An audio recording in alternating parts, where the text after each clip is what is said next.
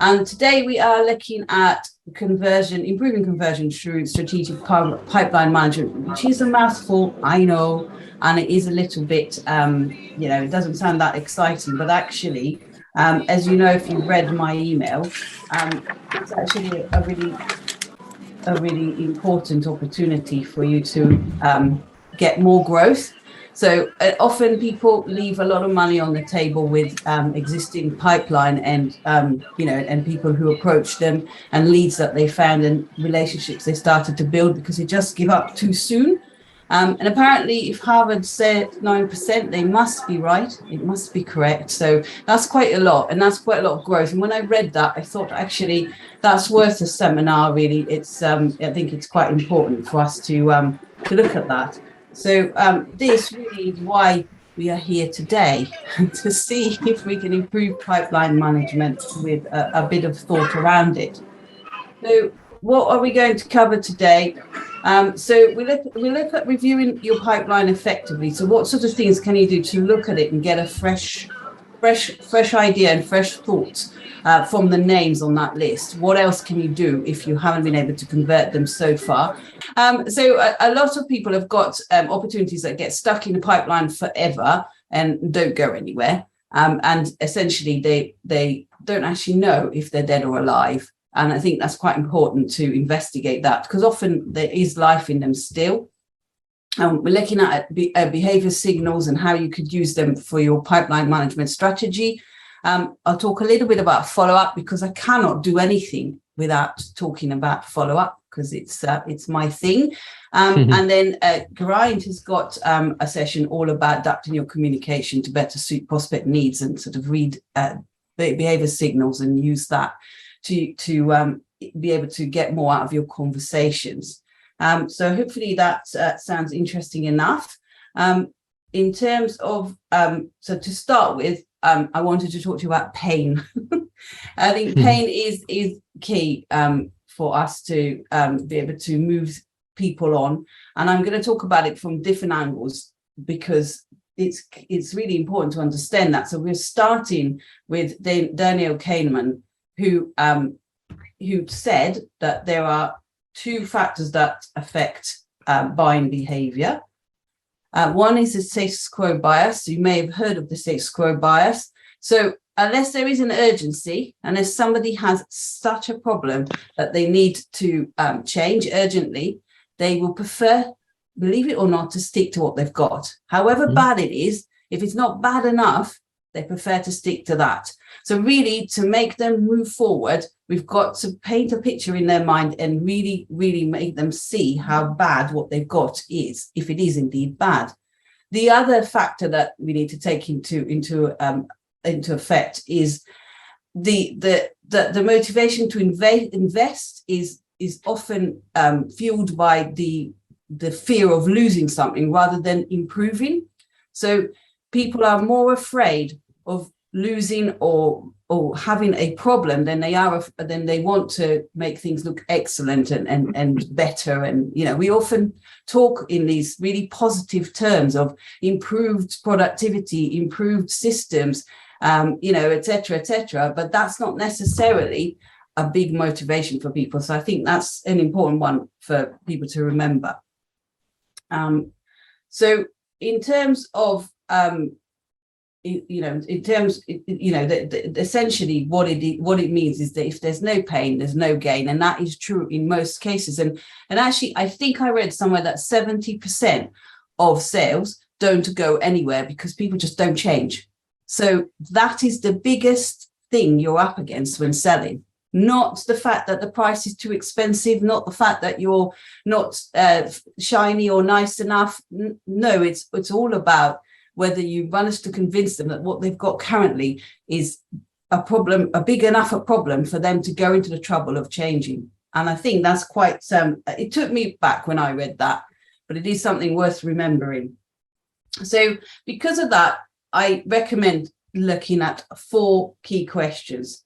So I think it's really important, have a think for a minute about your pipeline. Take a few opportunities on there. Do you know the answers to those questions? Do you know, A, what they've got in place at the moment?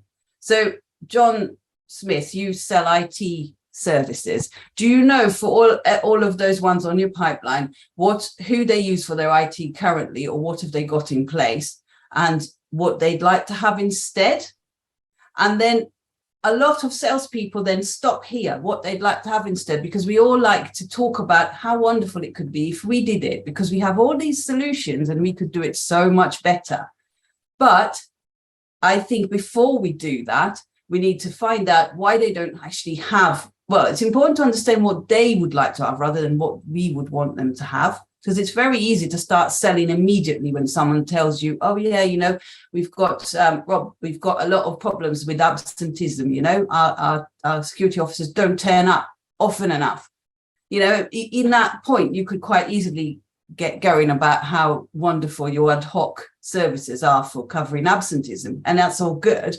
But we don't actually know what they want instead, because they might say the next sentence might be, actually, we're moving our security in-house, which is a completely different solution. So that's quite important. But then if they do want that, why haven't they got it? What's the issue? Why don't they have it in place? And that is really important to understand if this is a dream or a necessity, because when you call and talk to people, they often like to just, you know, it's an opportunity for them to offload and to moan a little bit with someone who isn't, you know, they feel that they can do that. And so often people feel quite comfortable to complain, but it doesn't mean they're ever going to change. Some people just like to complain. There's quite a lot of people who like to complain. So, you know, are they actually interested in change or not? And to make the point really clear, there's the action coach formula for change. I've written down what the letters mean. Anybody knows what the letter mean? What the different letters stand for? If anybody wants to have a go?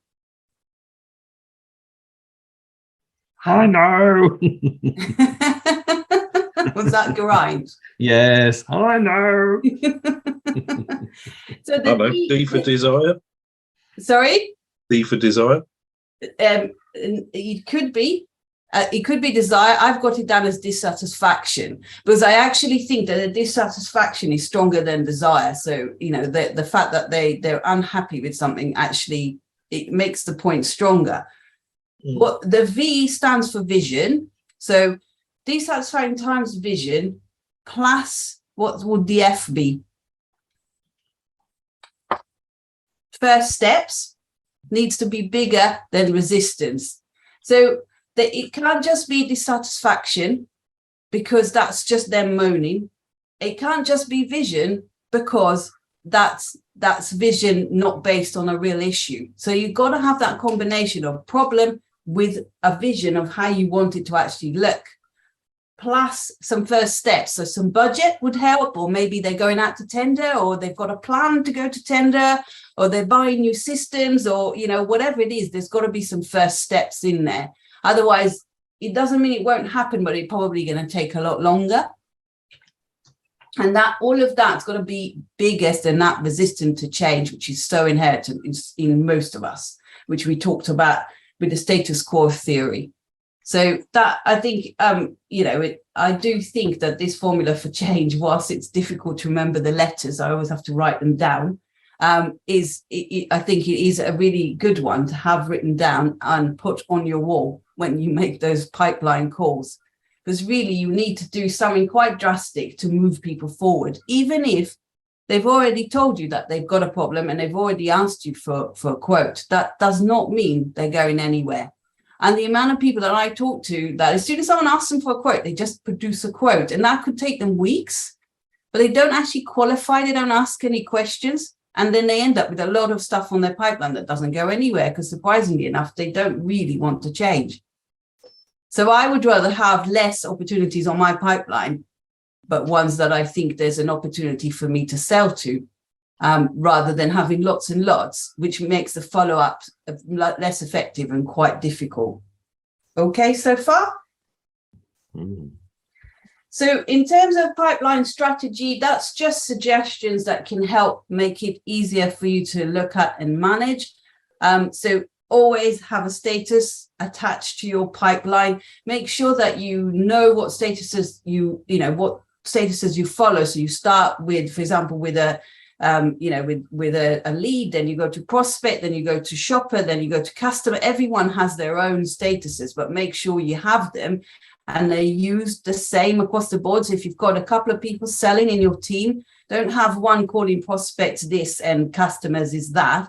Make sure that those statuses are clear to everyone. Follow-up dates, really important. Even if it's for yourself, do make those, make sure that they're in there as actions for you.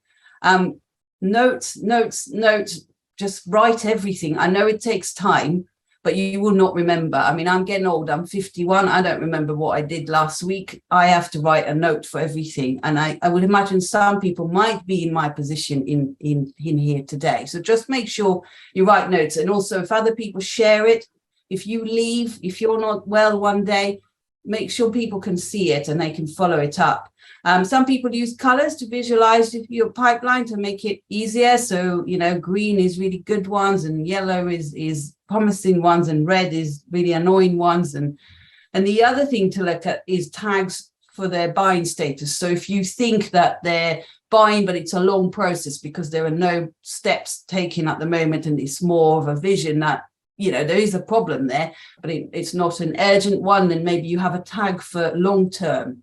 Because I love long-term ones. We keep in touch with people for years, and we do sell to people. There's a number of people that we've been talking to for 2, 3, 4 years, and in the end, we do start working together. So it's not a waste of time. It's just you are aware of it, and you can make everyone aware, and it helps your forecasting. And I also think that if it's really important to spend time, reviewing and updating the pipeline. I do it weekly. If you can't do it weekly, at least do it monthly. Don't just leave it and leave it and leave it and leave it. Eat the frog. And then just some suggestions in terms of pain questions that you could ask people that we talked about being so important. So asking about challenges, what's the challenges? We've actually put this question on all of our review slides that we do with clients. Some of you may have seen it if you're clients of YBDT here, that we do put it on the last slide and we do ask the question, what challenges are you currently facing? But here, this is more to use with people who are not your clients yet. So what are your challenges? How's it impacting your business? You want to build this pain vision in their head, show them, help them demonstrate to themselves that this can't go on. How's this problem affecting you? So if they're the operational manager or they're the sales manager or they're the MD, they need to feel the pain personally. If someone else is dealing with it for them, then maybe it's not such a big deal, but they need to kind of tell you how bad it is for them. What are you doing to solve it? That will help you with the vision and the first steps. Are they actually doing anything about it, or are they just sitting there and moaning because company won't spend the money? And then my favorite one is what's it costing you doing nothing? Because again, that's something that people don't necessarily want to think about. And the problem with pain question is they do make us feel a bit uncomfortable, because as humans, we like to keep positive and bouncy. We like to talk about good things and solutions rather than problems. But I think to be able to sell and to be able to really look at your pipeline and come out with it knowing what opportunities you've got that are turning into work this month, what's turning into work this quarter, what's long term, and what's absolute rubbish, dead horse that needs to be deleted. You need to be asking these questions because otherwise you just won't know. So even if it makes you twitch a little bit, that's fine. That's a good sign. Okay. And then building a follow-up system. This is something that I've spoken about before in various places, but you cannot talk about it enough. I think I tend to look at a follow-up system, a 3-stage follow-up system, and each one, it has to have a goal. So you always have to have a goal in place to know what you're actually trying to take out of the meeting today. So follow-up can be, a lot of people feel uncomfortable following up. They think they're annoying people. They don't. We know from research that people actually like it when you follow up. I mean, I'm looking for a direct debit provider at the moment. I've approached 4 companies. None of them had called me at all, let alone follow up. So I do think people do like it. They feel that you're interested in their business and you want to know, and you can't wait to start working with them. So it's a positive, but to make it feel more, comfortable and to work better, you need to attach a goal to it. What are you trying to find out today? You need to break it down further. So, just have a goal for each time you call and move in baby steps. Keep patience. Don't worry.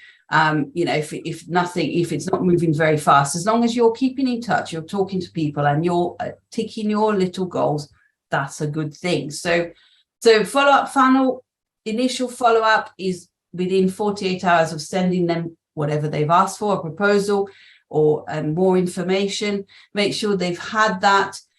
See if there's anything that they've seen that they initially don't like, or something that they really like, or where it stands, etc. And always book a time to speak to them again, because if you have time to speak to them again, that feels so much more comfortable. You can call and say, remember me, we spoke last month, you said to call you again at this and this time, so I'm calling today to make sure that that we can carry on talking about the proposal. So that's your first stage. Your second stage is really one where you're trying to get feedback on where they are with the proposal. So that will probably take place 2 weeks, maybe a week after they've had the proposal. I try to book that in, as I said, so I try to book a specific time for us to actually talk about it properly. It doesn't always work. Some people don't want to do that, so that's fine. You call them and just say, have you looked at the proposal? Are there key concerns? Who else is involved, for you to be able to make a decision? And once again, agree when to speak again. They may well not be at the position to give you a decision at this stage, but they can give you an indication, little things you can learn from. For example, if they haven't looked at the proposal, that is alarm bells going in your head. Why haven't you looked at it?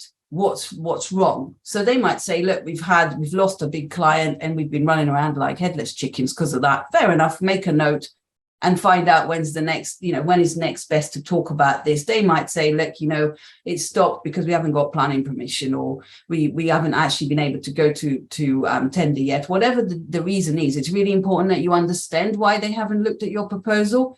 If they have looked at it, what are their key concerns? What are the other things that that they want that aren't there? Can you do anything else at this stage?